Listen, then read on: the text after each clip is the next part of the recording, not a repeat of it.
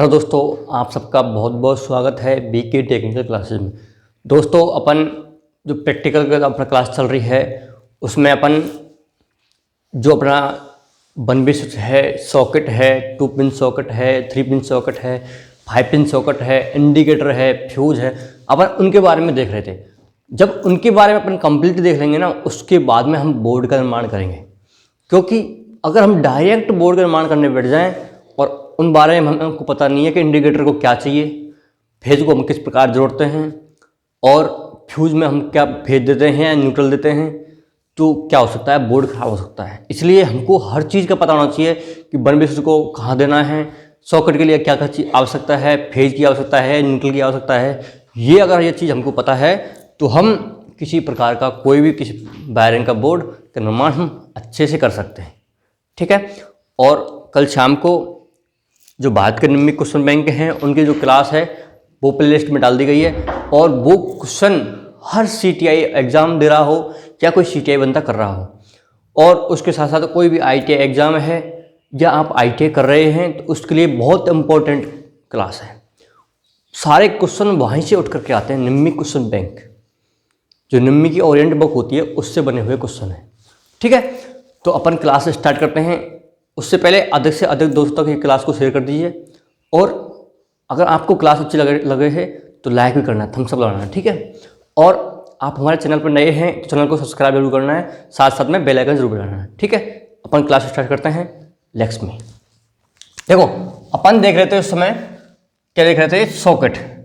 ये कोई माना कि क्या है, 3 पिन सॉकेट है। ये क्या है, कोई 3 पिन सॉकेट है। इसके लिए अपन देख रहे थे क्या क्या आवश्यक है। इसके लिए क्या आवश्यक है, एक तो फेज आवश्यक है और इसके लिए एक न्यूट्रल आवश्यक है। अगर हमने इस प्रकार से इसको सप्लाई दे दी तो यह भी एक 2 पिन की तरह काम कर रही है। किसकी तरह, 2 पिन सॉकेट की तरह। यह भी एक 2 पिन सॉकेट की तरह काम कर रही है। कब, जब हमने इसको फेज भी न्यूट्रल दे दिया, क्योंकि ये 3 पिन सॉकेट है। इसमें जो ऊपरला होता है ये क्या होता है, अर्थ वाला होता है। ये अर्थ वाला लंबा मोटा क्यों होता है, इसकी वीडियो आपने बना दी है अपन ने, और वहां पर जाकर देख सकते हैं। ठीक है। अब ये 2 पिन में हमने फेज दे दिया, एक में हमने दे दिया क्या, न्यूट्रल दे दिया। तो इसमें हम कोई भी चार्जर लगाएं या कोई बल्ब लगाएं, कुछ भी लगा करके हम इसको प्रकाश ले सकते हैं, चार्जर ले सकते हैं, सप्लाई ले सकते हैं। यहां से हम कोई भी सप्लाई आउटपुट में ले सकते, इनपुट के रूप में ले सकते हैं। आप कोई भी मोटर लगाएंगे चला सकते हैं, इसके प्लग लगाया आपने और चला सकते हैं। यानी कि इसमें फेज और न्यूट्रल दोनों उपलब्ध हैं। और हमारी मशीन या मोटर है, बल्ब है, कुछ भी है, चार्जर है, उसके लिए फेज न्यूट्रल दोनों आवश्यक हैं, तभी जाकर के वो काम करेगा। तो इसके लिए फेज न्यूट्रल दोनों मिल गए।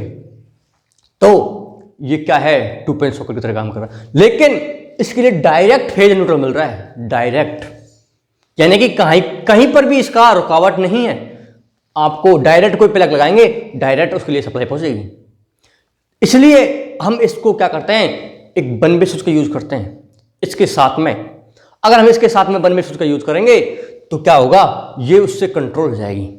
यानी कि कंट्रोल का मतलब वो कंट्रोल मास्टर हो गया, उसका मास्टर, उसको हम कंट्रोल करेंगे, ऑन ऑफ करेंगे, तभी जाकर के सॉकेट में सप्लाई पहुंचेगी। ठीक है, समझ में आ रहा है ना। अगर हम 1 बिट स्विच का यूज नहीं करें तो इसके अंदर डायरेक्ट सप्लाई जाएगी। इसलिए हम क्या करते हैं, आपने देखा होगा, एक 1 बिट स्विच का यूज करके इस सॉकेट में सप्लाई पहुंचा जाती है। देखते हैं कैसे। अब हमेशा अपन पहले देखते हैं 1 बिट स्विच के बारे में। किसके बारे में, 1 बिट स्विच के बारे में। यहां पर देखते हैं। देखो, 1 बिट स्विच ये क्या है, 1 बिट स्विच है। 1 बिट स्विच के बारे में देखते हैं तो ये उसकी क्या होती है, स्थिति होती है। ये क्या होते हैं, 2 टर्मिनल होते हैं। 1 बिट स्विच में 2 टर्मिनल होते हैं, एक ऊपर होता है, एक नीचे होता है। वो कौन सा स्विच होता है, 1 वे, जिसमें क्या होता है, एक ही रास्ता होता है विद्युत धारा का। यानी कि करंट का क्या होता है, एक ही रास्ता होता है। आप एक पॉइंट को दे सकते हैं, एक पॉइंट से ले सकते हैं। ठीक है। वो क्या होता है, 1 बिट स्विच होता है। इसका नाम दे दिया हमने स्विच, एस दे दिया इसका नाम। ठीक है। अब इसमें क्या है, आपने अगर नीचे फेज दिया तो ऊपर से आप सप्लाई ले सकते हैं। अगर आपने यहाँ पर कोई भी बल्ब लगाया है, कुछ भी लगाया है आपने, तो उसको न्यूट्रल मिला और ये क्या होगा, प्रकाश हो जाएगा। यानी कि ये बल्ब किससे कंट्रोल है, इस वन वे स्विच से कंट्रोल है। अब ये क्या है, इस समय ओपन स्थिति में है, यानी कि बल्ब के लिए सप्लाई नहीं पहुंच रही है। अब इसके लिए हमको सप्लाई पहुंचाने के लिए इसको क्या करना पड़ेगा, चालू करना पड़ेगा। अब हमने चालू कर दिया, अब इसके लिए फेज पहुंच गया बल्ब के लिए, न्यूट्रल यहां से मिल रहा है, अब बल्ब प्रकाश उत्पन्न कर देगा। इसलिए वन वे स्विच में एक पॉइंट हमें यह ध्यान रखना है कि वन वे स्विच फेज के द्वारा ही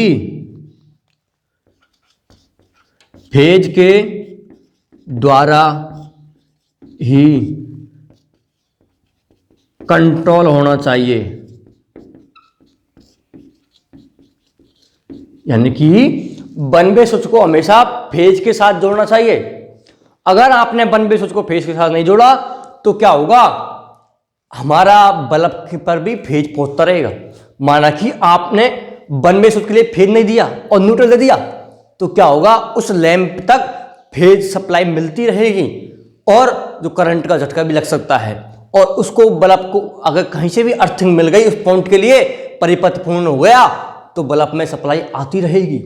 इसलिए हमेशा फेज को वन वे स्विच के द्वारा ही कंट्रोल किया जाता है।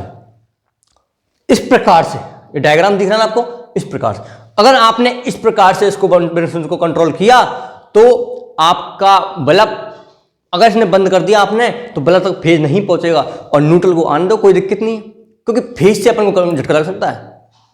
आपने देखा होगा फेज टेस्ट लगा करके, फेज में अगर आपने फेज टेस्ट लगा दिया तो फेज टेस्टर सप्लाई दिखाता है, लेकिन न्यूट्रल में नहीं दिखाता। इसलिए वन वे स्विच को हमेशा फेज से ही कंट्रोल करना है, ठीक है। यानी कि फेज के श्रेणी क्रम में लगता है वन वे स्विच, और ये क्या करता है, किसी भी बल्ब हो, किसी भी सॉकेट हो, उसको कंट्रोल करने का काम करता है। कौन, वन वे स्विच। अब हम देखते हैं इस सॉकेट को, 3 पिन सॉकेट है, इसको वन वे स्विच के द्वारा कंट्रोल करना। अब इसमें डायरेक्ट सप्लाई पहुंच रही है, अब हम इसको वन वे स्विच के द्वारा क्या करेंगे, कंट्रोल करेंगे। देखते हैं ये क्या है, एक वन वे स्विच है। क्या है, वन वे स्विच है। इसके साथ में हमने ये क्या बना दी, एक सॉकेट बना दी। क्या बना दी, सॉकेट बना दी। लेकिन हमेशा जो विद्युत के नियम होते हैं उसमें क्या होता है, जो सॉकेट होती है वो बोर्ड में बाईं तरफ होती है। यानी कि ये बोर्ड में इधर इसकी साइड में क्या होगा, बाईं तरफ होता है, ये क्या होता है, दाईं तरफ होता है। इसलिए ये सॉकेट होगी इधर होगी और स्विच होगा इधर होगा। समझ में आया, स्विच किधर होगा, इस हाथ की तरफ, और सॉकेट किधर होगी, इस हाथ की तरफ, ठीक है। तो अपन इसी प्रकार से बनाते हैं विद्युत के नियम के अनुसार। देखो ये क्या है, एक सॉकेट है, कौन सी, 3 पिन सॉकेट है, और ये क्या है, एक पास में लगा दिया हमने वन वे स्विच लगा दिया। अब ये वन वे स्विच क्या हुआ है, क्या करता है, यानी कि इस सॉकेट को हम इस वन वे स्विच के द्वारा कंट्रोल करेंगे। अब देखते हैं, इसके निचले पॉइंट में हमने क्या दे दिया, फेज दे दिया। मैंने क्या बोला था कि हमेशा वन वे स्विच को फेज के द्वारा ही कंट्रोल किया जाता है। देखो ये दिख रहा है ना, हमेशा वन वे स्विच फेज के द्वारा ही कंट्रोल होता है। अब मैंने क्या कर दिया, इसके लिए फेज के द्वारा कंट्रोल कर दिया। अब ये परिपथ जो ऊपर टर्मिनल होता है स्विच का, वन वे स्विच का, उसको मैंने इस सॉकेट के से जोड़ दिया। अब इस सॉकेट तक क्या पहुंच गया, फेज पहुंच गया। लेकिन वन वे स्विच क्या है, इस स्थिति में ऑफ है। इस स्थिति में ऑफ है तो सॉकेट तक फेज नहीं पहुंचेगा। यानी कि ये सॉकेट किससे कंट्रोल हो गई, इस वन वे स्विच को। आपने देखा होगा आपके बोर्डों में भी ऐसे होता है, क्योंकि इस स्विच को दबाएंगे तभी जाकर इस सॉकेट में सप्लाई पहुंचेगी। अगर कहीं पर स्विच की कमी है या पर मतलब जगह नहीं है तो इस स्विच को नहीं लगा करके सॉकेट को डायरेक्ट सप्लाई दे दी जाती है। सॉकेट को डायरेक्ट सप्लाई दे दी जाती है, डायरेक्ट दे दूंगा तो इसमें डायरेक्ट सप्लाई आ जाएगी। इसलिए हमने क्या कर दिया, इसको वन वे स्विच से इसको कंट्रोल कर दिया कंट्रोल। इसके बाद में इसमें फेज तो पहुंच गया, लेकिन इसके लिए एक क्या चाहिए, न्यूट्रल की आवश्यकता भी चाहिए। ये दे दिया हमने क्या, डायरेक्ट न्यूट्रल दे दिया। अब देखते हैं ये कैसे काम करता है। जैसे ही हमने इस स्विच को ऑन किया, कर दिया ऑन, अब हमारा फेज कहां पहुंच गया, देखो फेज कहां पहुंच गया, इस सॉकेट के टर्मिनल पहुंच गया फेज। और न्यूट्रल कहां से आ रहा है, ये आ गया, न्यूट्रल आ गया। अब इसमें हम कोई भी चार्जर है, कोई भी मोटर है, कोई भी बल्ब का तार है, अलग कुछ भी हमने इसमें लगा करके क्या कर सकते हैं, सप्लाई ले सकते हैं। आ गया ना काम। अब माना कि हमने इसको बंद कर दिया स्विच को, तो इसमें सप्लाई नहीं पहुंचेगी, यानी कि इसके द्वारा ऑन ऑफ होगा, किसके द्वारा, स्विच के द्वारा। सॉकेट में सप्लाई जाना आना ये काम करेगा। तो इस प्रकार का बोर्ड में होता है और हमको इस प्रकार से ही करना चाहिए। अगर हम इसके लिए डायरेक्ट फेज न्यूट्रल दे देंगे तो क्या हो सकता है, कभी भी कोई भी मोटर अपन लगा दे डायरेक्ट, हो सकता है वो उससे कोई हाथ लग रहा हो, उसमें करंट हो, मतलब कुछ भी हो सकता है। इसलिए हमेशा वन वे स्विच के द्वारा कंट्रोल करना चाहिए सॉकेट को। कर दी, आ गया बिल्कुल क्लियर। इस प्रकार से किया जाता है, ठीक है। वन वे स्विच का कार्य क्या है वो भी आ गया होगा, आ गया ना। अब अपन देखते हैं क्या, टू वे स्विच, क्या टू वे स्विच, इसको मिटा दूं मैं सारा को, है ना।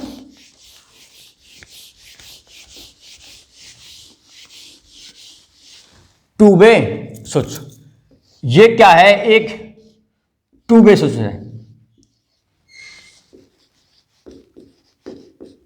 Two way switch, two way switch क्या होता है, जिसमें विद्युत धारा के क्या होते हैं, दो रास्ते होते हैं। यानी कि आप इस दो रास्ते के से सप्लाई ले सकते हैं, या आप ऊपर से ले सकते हैं या नीचे से ले सकते हैं। आपने देखा होगा जो झीने वायरिंग की जाती है, जो झीने वायरिंग में क्या होता है, टू वे स्विच होता है। क्या होता है, टू वे, नाम बोल रहा है टू वे, यानी कि दो रास्ते, यानी कि इसके अंदर क्या है, दो रास्ते हैं। अगर आपने एक रास्ते सप्लाई दी तो दूसरे रास्ते सप्लाई ले सकते हैं। देखो किस प्रकार से, अगर मैंने इसको भेज दिया बीसी टर्मिनल से, क्या दिया, भेज दिया, तो आप इससे और इससे दोनों से क्या ले सकते हैं, भेज ले सकते हैं। यानी कि दिख रहा है ना आपको, ये देखो, यानी कि मैं दोनों रास्ते से क्या ले सकता हूं, भेज ले सकता हूं। मैंने एक रास्ते को भेज दिया और दो रास्ते से आगे भेज ले लिया, मैं यहां से भेज ले सकता हूं और यहां से भेज ले। ये कार्य होता है टू वे स्विच का। और टू वे स्विच का कार्य आपने देखा कोई मदानी है, छाछ करने वाली आती है, उसमें भी ये काम होता है। उसके बाद में जो झीने वायरिंग है उसमें भी ये काम होता है, गोदाम वायरिंग है उसमें भी टू वे स्विच काम होता है, ठीक है। ये टू वे स्विच का काम होता है। आगे क्लियर। अब देखते हैं अपन क्या, फैन का रेगुलेटर। क्योंकि बोर्ड में ये जो अपन ने बताया ना, ये सारे चीज एक बोर्ड में मिलकर बने होते हैं। ये सारे चीज लग गई ना तब जाके ये बोर्ड का निर्माण होता है। अब देखते हैं अपन फैन रेगुलेटर। जो फैन का रेगुलेटर होता है उसका कार्य क्या होता है, जो फैन का रेगुलेटर होता है उसका कार्य होता है फैन को स्पीड होती है उसको कम ज्यादा करना। आपने देखा होगा बोर्ड में ये लगा होता है कौन, रेगुलेटर। और रेगुलेटर का जो कार्य है वो क्या है, फैन की स्पीड को कम ज्यादा करता है। जो फैन की स्पीड है उसको कम ज्यादा करने का काम कौन करता है, इसके अंदर क्या होते हैं, बहुत सारे प्रतिरोध होते हैं। देखो इस प्रकार के, ये क्या है, प्रतिरोध हैं। ये किसके बने हुए हैं, यूरेका तार के। किसके, यूरेका तार के, क्योंकि इसका रेजिस्टेंस बहुत अधिक होता है। और साथ ही साथ में यह है किस पर, साथ ही साथ में यह है यानी कि निश्चित ताप, यानी कि आपका तापमान बढ़े या घटे उसके रेजिस्टेंस पर कोई भी प्रभाव नहीं पड़ता है।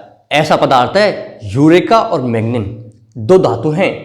तो ये किसका बना हुआ है, यूरेका का। किसका, यूरेका धातु का। क्या बने हुए हैं, बहुत सारे प्रतिरोध बने हुए हैं। देखो प्रतिरोध लगे हैं। अब ये सारे प्रतिरोध किस क्रम में होते हैं, श्रेणी क्रम में। श्रेणी क्रम, श्रेणी क्रम क्या बोलता है, जिसमें विद्युत धारा का क्या है, एक मार्ग हो, श्रेणी हो, परिपथ, माला रूपी हो। इसमें देखो एक परिपथ है पूरा, है ना, पूरा एक, यानी कि इसके अंदर एक ही परिपथ है। ये क्या है, बहुत सारे प्रतिरोध, इनसे मिलकर के एक रेगुलेटर का निर्माण होता है। ये क्या है, एक रेगुलेटर है। इस प्रकार का क्या होता है, एक रेगुलेटर होता है। दिखा आपको, एक मिनट, सॉरी थोड़ा सही नहीं बना है। ये क्या है, एक रेगुलेटर है, दिख गया ना आपको। थोड़ा बड़ा बन गया है यार ये क्या है, एक रेगुलेटर है, दिख गया ना आपको।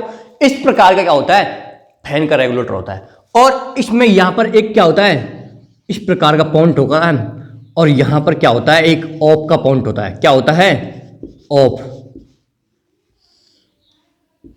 देखो इस प्रकार का होता है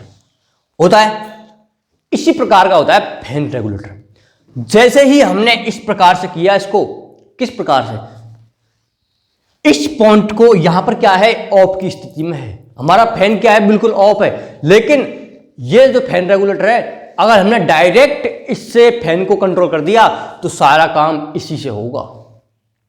लेकिन हमेशा बोर्ड के अंदर क्या होता है, इस रेगुलेटर को वन वे स्विच से कंट्रोल किया जाता है।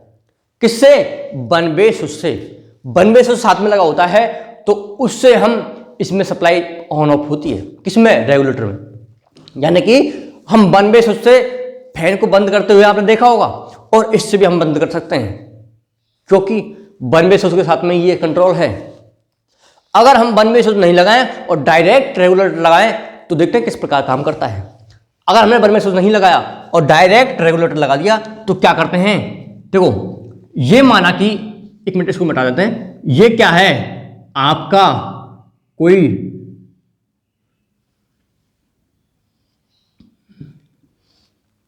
फैन है, ये क्या है, कोई आपका फैन है, दिखा आपको फैन।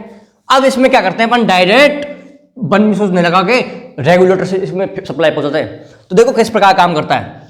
ये फेज अपन ने इस प्रकार दे दिया फेज, ये फेज इस प्रकार से दिया, फेज पहुंच गया, कहां पर पहुंच गया, देखा नहीं, एक मिनट,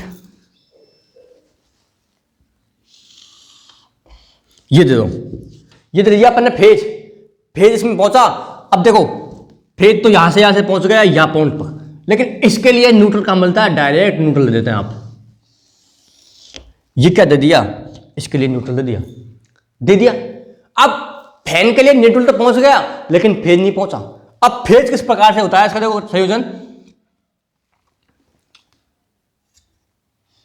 ये क्या हो गया, इसके लिए फेज गया फेज। अब देखते हैं किस प्रकार काम करता है।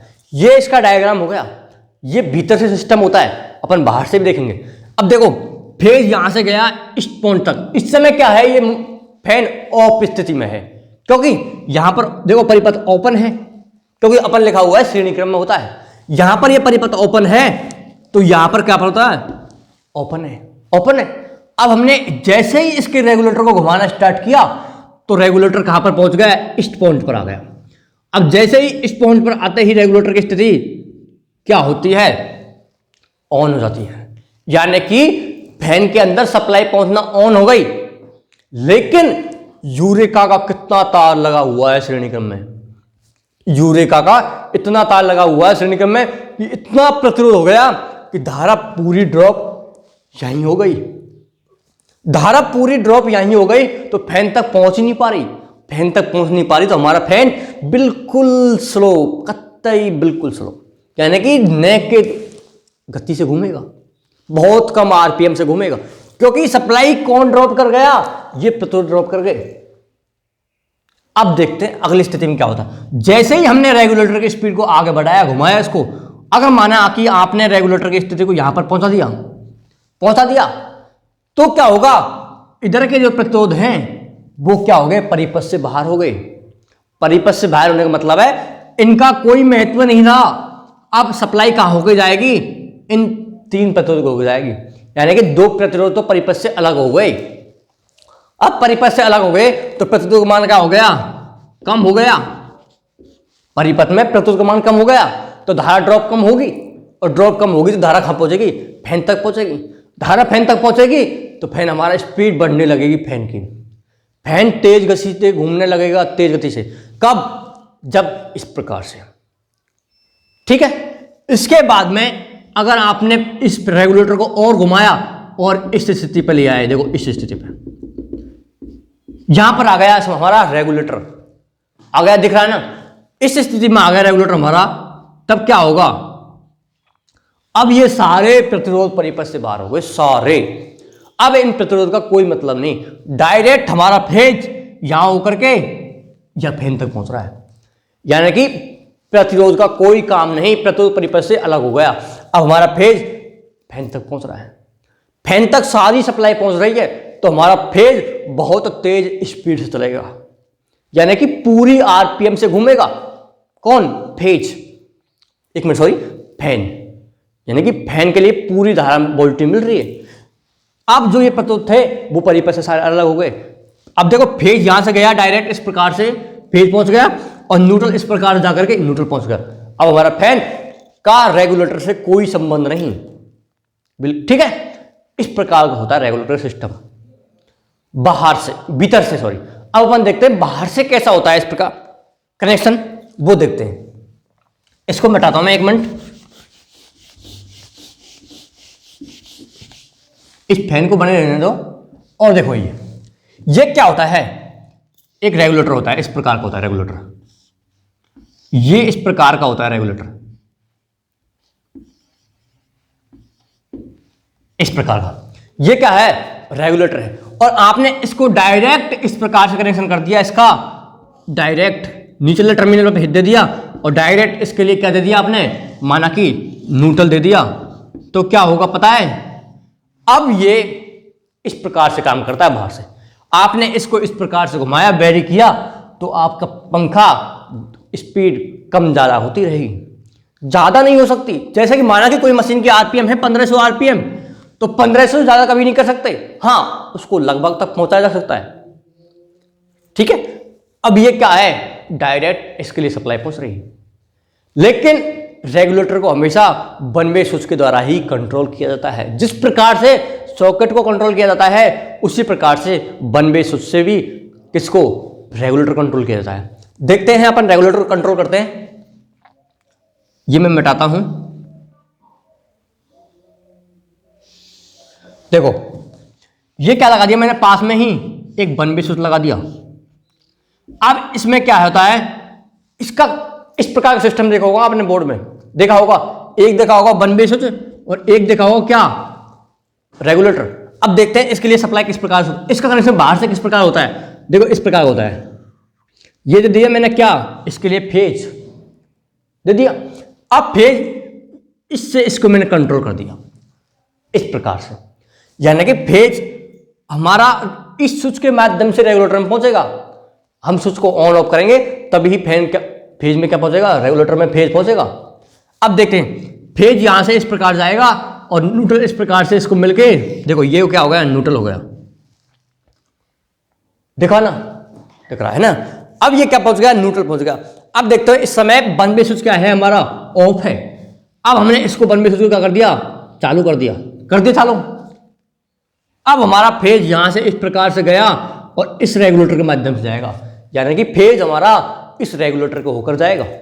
अब आपको स्पीड कम करनी है, ज्यादा करनी है, आप इस रेगुलेटर के माध्यम से कर सकते हैं। और इस रेगुलेटर से भी हम फैन को बंद कर सकते हैं, और इस स्विच को ऑफ करके भी हम फैन को बंद कर सकते हैं। अब देखो फेज हमारा यहीं से कट गया, अब हमारा रेगुलेटर फैन क्या हो गया, बंद हो गया, इसलिए ये इसको इस प्रकार चालू कर दिया। अब फेज इस प्रकार से गया और न्यूट्रल इस प्रकार से मिल गया, अब हमारा फैन आराम से चलेगा। इस प्रकार का संयोजन होता है किसका, रेगुलेटर का, वन वे स्विच का और फैन का, ठीक है। ये सारा कुछ समझ में आ गया। अब अपना देखो फ्यूज हो गया, इंडिकेटर हो गया, 3 पिन सॉकेट हो गई, 2 पिन सॉकेट हो गई, 5 पिन सॉकेट हो गई। उसके बाद में ये वन वे स्विच हो गया, 2 वे स्विच हो गया और रेगुलेटर हो गया, ठीक है। ये सारा कुछ अपन ने देख लिया और यही सारे कुछ लगे होते हैं बोर्ड के अंदर। अब हम नेक्स्ट क्लास में देखेंगे किसका बोर्ड का निर्माण कैसे किया जाता है, यानी कि अपन ने इनके जो बारे में जानकारी थी वो सारी कंप्लीट कर पढ़ ली है। और इससे जो पहले की वीडियो उसको आप जरूर देखना, उसको देख करके इस क्लास को आपको समझ में आएगा, यानी कि दोनों क्लास मिल करके एक बोर्ड बनाने के लिए क्या क्या सावधानी रखनी है, अपन को ये काम किया है, ठीक है। यानी कि 2 क्लास देखनी है आपको, पिछली क्लास देखनी है और ये क्लास देखनी है, तब जाके अपन बोर्ड बनाने का काम करेंगे। नेक्स्ट क्लास में अपन बोर्ड बनाएंगे, बोर्ड कैसा बनता है, ठीक है। तब तक के लिए आप इस क्लास को अधिक से अधिक दोस्तों को शेयर भी करना है, वे क्लास अच्छी लगी हो तो बीच में लाइक भी करना है, ठीक है। और हमारे चैनल पर आप नए हैं तो चैनल को सब्सक्राइब करना है, और जो पिछली क्लास है 1st नंबर की उसका प्लेलिस्ट में डली हुई है, आप देख सकते हैं, उसको देख करके इसको देखना है। उसके बाद में जो नेक्स्ट क्लास बनेगी उसमें अपन क्या बनाएंगे, बोर्ड बनाएंगे, यानी कि सारा काम अपना कंप्लीट हो गया है। फिर अपन बोर्ड बनाना आराम से सीखेंगे, बोर्ड पर ही बोर्ड बनाना सीखेंगे। उसके बाद में अपन एक एक बोर्ड को देखेंगे, अपने पास बहुत बोर्ड रखे हुए हैं। ठीक है, ओके बाय।